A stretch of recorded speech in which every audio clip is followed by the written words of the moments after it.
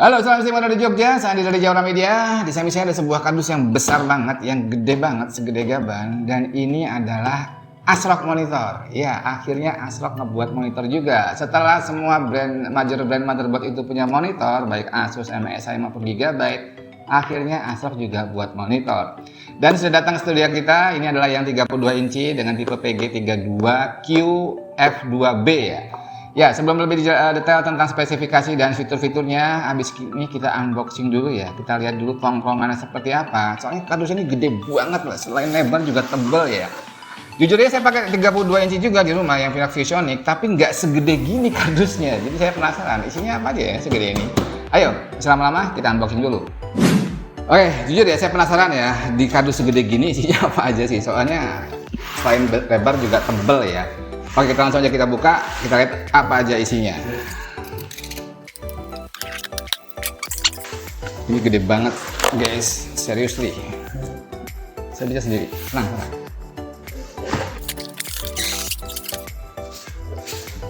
Tenang. Tenang. Oke.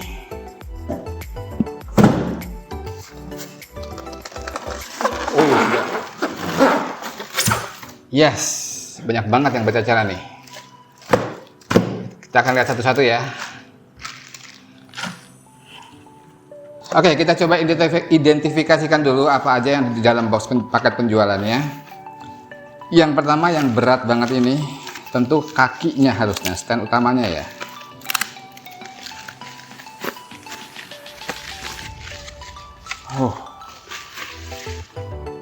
Wow, cukup solid dan berat. Ini adalah stand utamanya. Ini harus menempel ke monitor. Ada logo Phantom Gaming di bagian belakang. Dan ini nih, ada dua buah konektor di sini. Nanti kita akan jelaskan ya. Selanjutnya manual book. Oke. Ini ada kabel antena. Buat apa? Jodohnya kakinya ini ya. Nanti kita akan jelaskan ya di akhir ya. Terus HDMI. Terus display port cable, power cord, kabel power. Oh, ini kakinya belum kelihatan tadi. Ada kakinya, bentuknya kayak gini, gaming banget. Dan ada logo Phantom Gamingnya juga di bagian bawahnya. Dan nah ini dia, saya belum tahu ini apa ya. Coba kita buka ya. Kira-kira apa ini?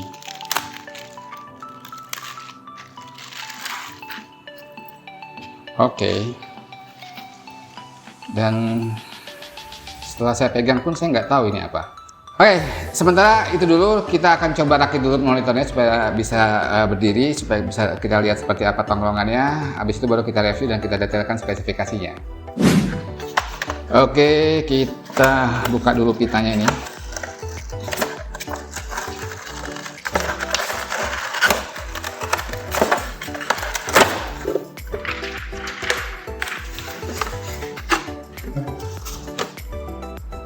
Masukin kardusnya. Lalu selanjutnya kita akan coba pasang dulu kakinya ke tiang ini ya, ke penyangga utamanya ya. Jadi konstruksinya sih tidak perlu tool ya, kita tinggal masukin aja kayak gini dan kita kencangkan skrup di bagian bawahnya.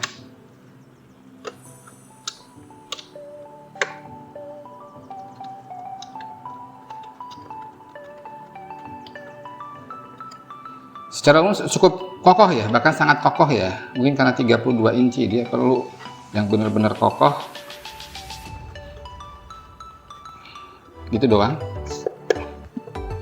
sudah cukup meyakinkan, sangat rigid dan sangat kokoh. Terus selanjutnya kita akan coba mounting ke ininya, ke monitornya ya, seperti ini. Tinggal ditekan ke bawah sampai bunyi klak, harusnya sudah selesai. Tinggal kita tarik ke atas. Yes.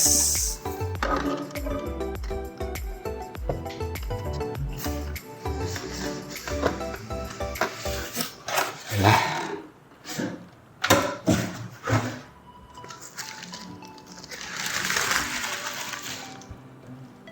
Yes, dan ini adalah monitornya. Gede banget dan gaming banget ya.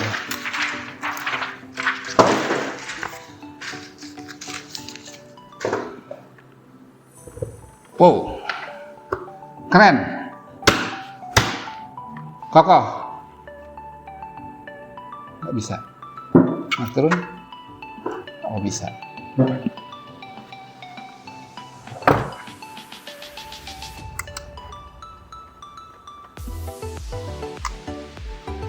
Oke, kita akan coba detailkan spesifikasinya dan kita juga akan coba lihat kualitas panelnya dan kualitas gambarnya serta juga color akurasinya di sini.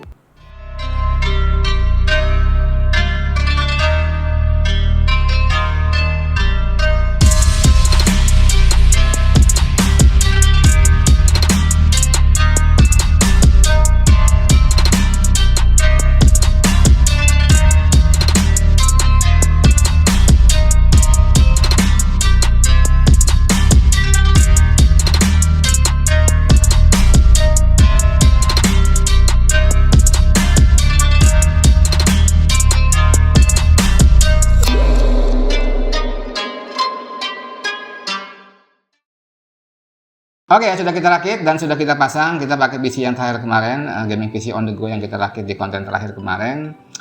Jadi kesan pertama saya, ini monitor kok gagah banget ya. Maksudnya secara tampilan ini desainnya menunjukkan kalau ini tuh gaming banget itu ya. Kesannya tuh gaming banget dari desain penampilannya, dari kakinya, dari pemilihan bahannya, pemilihan warnanya juga. Dan menurut saya kesannya lebih besar dari yang saya perkirakan ya. Maksudnya saya juga di rumah pakai 32 inci merek lain, merek ViewSonic. Cuman ketika lihat ini kok kayaknya lebih besar ya. Entah karena kesan desainnya atau karena kesan warnanya ya. Ya secara umum overall build quality-nya bagus ya. Detailnya dapat, pemilihan bahan juga nggak kelihatan murah. Ini juga solid semua dari mulai kaki, tiang sampai ke bahan-bahan di monitor walaupun plastik ya. Tapi kelihatannya solid dan detail ya. Dan semua aksesoris yang tadi dibawakan sudah coba kita pasang, ternyata tadi yang kayak kain itu untuk kabel manajemen di bagian belakang yang bisa membantu kita kalau ingin merapikan antara kabel power monitor, terus kabel display, entah itu DisplayPort maupun HDMI, SDMI, juga kabel antena kalau kita menggunakan antena function di monitor ini. Jadi sudah kita pasang di belakang, sudah bisa merapikan. Ya, secara umum seperti itu, kesannya oke, secara build quality bagus, secara desain juga stand out menurut saya dibandingkan monitor-monitor 32 inci yang lainnya. Dan habis ini kita akan coba bacakan dulu spesifikasi teknis seperti apa. Ya, kita akan masuk ke spesifikasi teknisnya ya. Jadi monitor di samping saya ini nama resminya adalah ASRock Phantom Gaming PG32QF2B yang memiliki diagonal layar 32 inci atau tepatnya 31,5 inci ya, antara sini ke sana ya diagonalnya.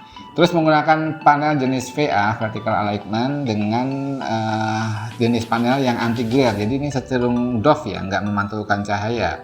Terus resolusinya itu QHD alias 2K alias 2560 x 1440.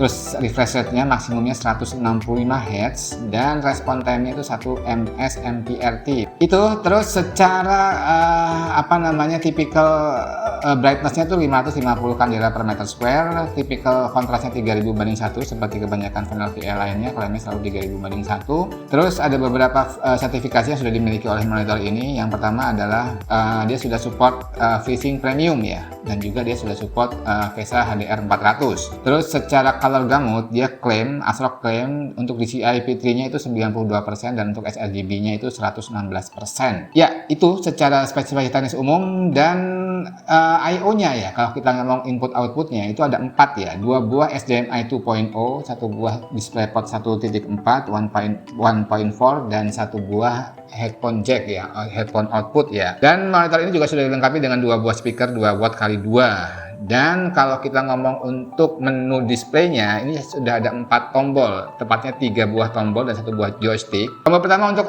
on off, tombol kedua untuk mengakses menu brightness, dan yang ketiga adalah tombol untuk mengakses menu mode monitor ya. Jadi ada 4 preset ya, dari mulai gaming, standar, text, movie, dan lain-lain, dan itu bisa diakses dengan tombol ketiga. Dan yang terakhir adalah tombol joystick ya. Ini yang menurut saya cukup oke, dan saya paling suka ketika ada monitor menggunakan tombol joystick. Jadi tombol joystick sini untuk mengakses menu utama ya. Dan ini sangat memudahkan kita kalau kita mau mengadjust settingan monitor ini, karena nggak usah menerka-nerka. Ini bisa langsung kita lihat di layar kalau kita gerakkan ke kanan ke kiri. Ini 4 aksis ya, bisa kanan kiri atas bawah ya, dan ini memudahkan kita untuk mengatur menu di monitor ini. Terus apalagi ya, secara build quality saya tadi bilang ya, ini benar-benar solid dan memang berat banget. Dan saya lihat di spesifikasi teknisnya ini benar-benar berat ya. Jadi secara berat ini 8,8 kilo loh. Dan ini nggak bisa saya angkat dengan satu tangan karena memang berat banget.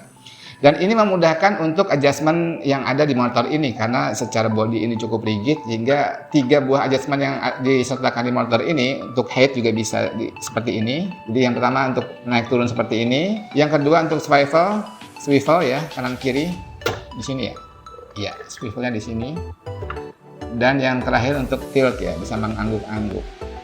Ya, seperti ini. Ya, dengan dukungan bodi yang sangat solid dan berat yang cukup berat ini, sehingga cukup mantap untuk penggerakan adjustmentnya, baik head, swivel maupun tiltnya. Dan tadi saya kelupaan ada satu fitur unik di monitor ini. Jadi ASRock mengklaim bahwa kakinya si monitor ini juga bisa berfungsi sebagai antena eksternal untuk WiFi kita. Kalau kita menggunakan WiFi integrated dari motherboard kalian atau menggunakan Android WiFi yang ada colokan antenanya, bisa di-extend dengan kabel yang sudah disertakan dalam paket penjualan dan disambungkan ke kaki monitor ini, sehingga harusnya sinyal Wi-Fi-nya lebih kencang, lebih kuat ya, karena menurut ASRock ini lebih bagus external antena extended. Dan beberapa aksesoris yang kita lihat tadi waktu unboxing sudah kita bisa gunakan semua. Ternyata kain tadi itu fungsinya untuk kabel manajemen di bagian belakang, untuk merapikan kabel power display dan juga kabel antena. Kalau kita menggunakan antena bisa lebih rapi ya, dengan tulisan Phantom Gaming yang cukup ketara. Oke, itu ya spesifikasi teknisnya. Habis ini kita akan coba langsung monitor ini. Kita butuhkan aplikasi beberapa game, coba kita lihat experience seperti apa, dan coba kita akan coba lihat klaimnya ASRock di situs resminya tentang color gamut, tentang brightness, dan tentang kontras. Dan juga kita akan coba ukur akurasi warnanya seperti apa. Jangan kemana-mana. Oke, ini adalah data out of the box ya. Jadi monitor ini keluar dari kardus dan kita coba tes seperti apa color akurasinya. Jadi ada 2 parameter di sini. Yang pertama white point delta E, yang kedua adalah average delta E ya. Kalau white point delta E itu adalah reproduksi warna putihnya itu sesuai tidak dengan batas toleransinya. Sebenarnya kalau warna putih ini lebih ke masalah temperatur ya. Harusnya idealnya putih itu, kesepakatan konsensus bersama itu, putih itu adalah harusnya 6500 Kelvin temperatur colornya. Jadi tidak terlalu kuning dan juga tidak terlalu biru, tidak terlalu cold dan tidak juga terlalu warm ya. Jadi 6500 Kelvin itu ideal. Nah, jadi kalau kita lihat delta E tadi saya ngomongin bahwa itu adalah batas angka toleransi yang bisa kita anggap baik atau tidak. Jadi kalau di delta E di bawah 2 itu harusnya sudah termasuk kategori akurat. Kalau di atas 2 itu sudah tidak akurat. Nah, secara umum seperti itu. Ya, kalau kita lihat out of the box ini delta E white point-nya sudah cukup oke ya, di poin 1,6 ya. Jadi masih di bawah 2 delta E-nya.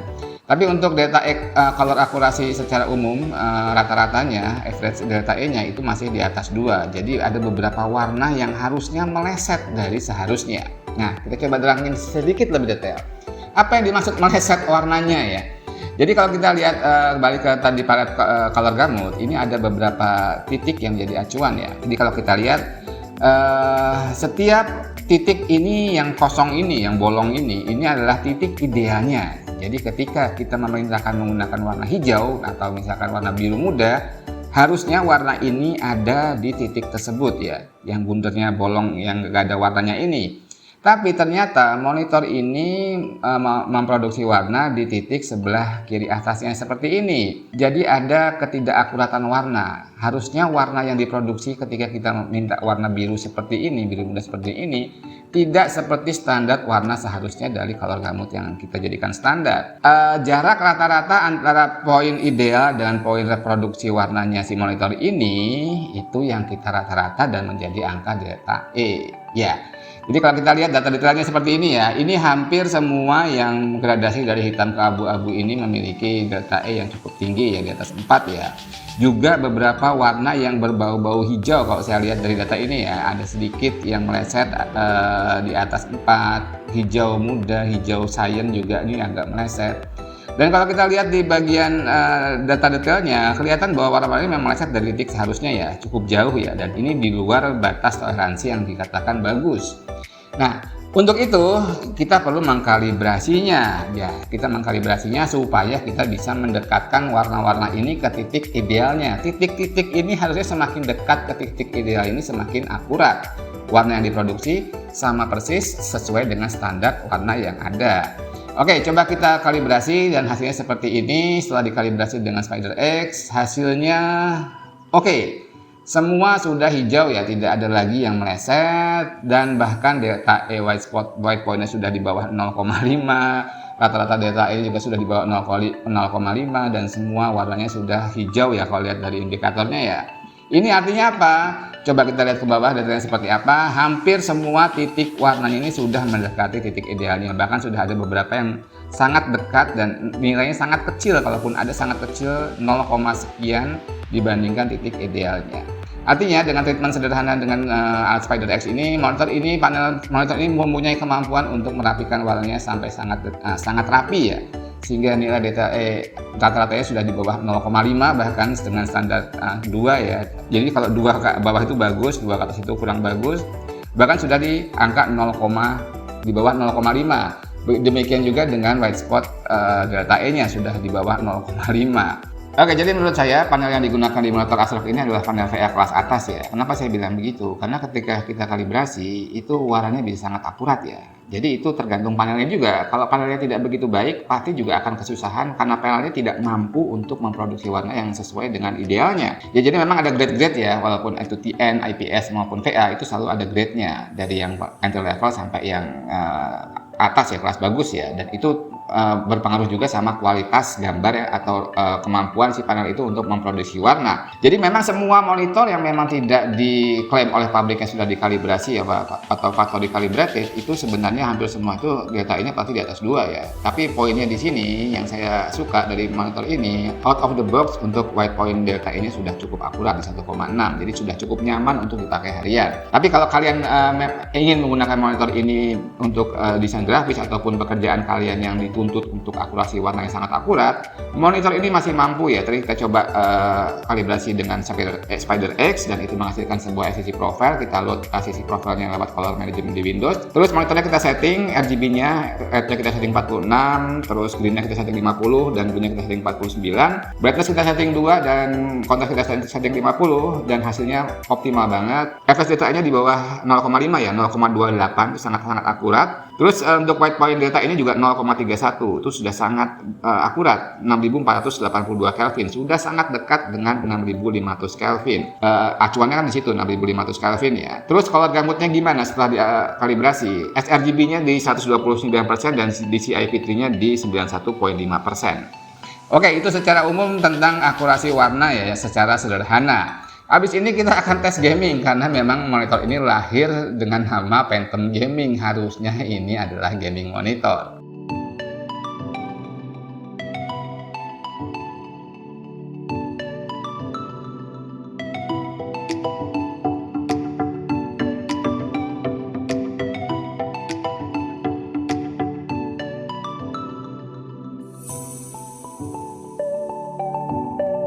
Tadi saya coba nyuruh Mas Daiva main games Valorant ya, karena dia memang katanya semi pro player ya. Kalau saya nggak bisa main Valorant, dan kalau kita mau ngetes monitor dengan refresh rate setinggi ini 165 ya, untuk game-game yang AAA kayaknya nggak terasa ya, karena bisa tuh game-game AAA itu berat dan VGA card yang kita pakai cuma 3060. Jadi untuk nyampe 100 fps aja kalau kita ngomong setting maksimum itu nggak bisa ya.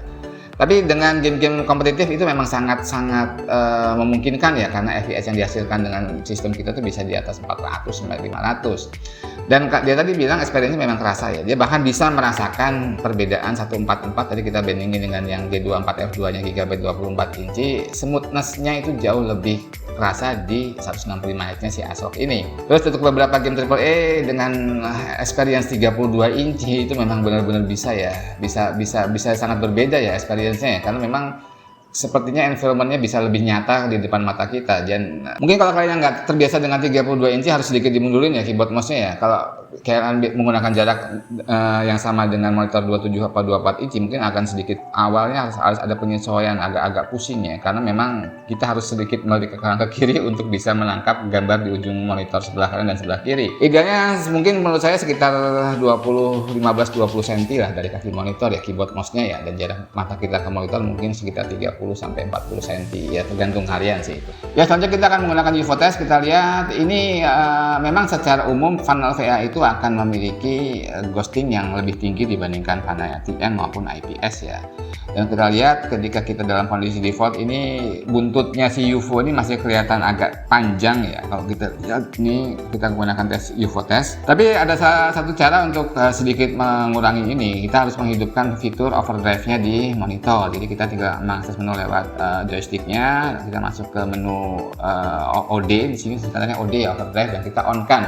Dan kita lihat, kita bandingkan tanpa OD dan dengan OD off dan OD on, kelihatan bahwa dengan OD dihidupkan ghosting moving blur-nya semakin tipis ya, bisa direduksi lumayan. Ya, habis ini kita akan sampai pada akhir video dan kita akan buat beberapa kesimpulan. Oke, kita sampai pada akhir video, kita akan coba buat beberapa kesimpulan tentang monitor ASRock ini. Monitor perdananya ASRock, dan ini yang PG32Q F2B ya. Ya, overall dari produk ini yang paling saya suka adalah desainnya ya. Desainnya benar-benar solid, benar-benar gagah ya. Gaming banget ya. Dibalut dengan warna hitam yang membuat tampilan itu benar-benar gaming banget. Tambahan beberapa emblem Phantom Gaming di bagian depan dan bagian belakang, dan juga pemilihan material yang menurut saya cukup premium. Jadi kayaknya ASRock memang nggak main-main untuk masuk ke pasar monitor ya. Mereka mendesain dan memilih bahan material yang cukup oke untuk monitor perdana mereka. Terus juga tampilan layarnya cukup bagus ya. Jadi menurut saya ini VA kualitas yang tinggi ya. Terbukti ketika out of the box saja Wi-Fi Delta E-nya itu sudah di bawah 2 ya, 1,6 ya. Jadi ini cukup penting menurut saya ketika kalian tidak bisa mengkalibrasi monitor ini. Out of the box ini sudah cukup nyaman untuk dipakai apapun ya. Dalam artian putihnya itu sudah benar lah ya. Tidak terlalu kebiruan, tidak terlalu kekuningan. Jadi sudah benar secara warna putih, sehingga untuk overall untuk daily ini sudah cukup oke dan sudah cukup bagus ya secara kualitas warna, keakuratan warna.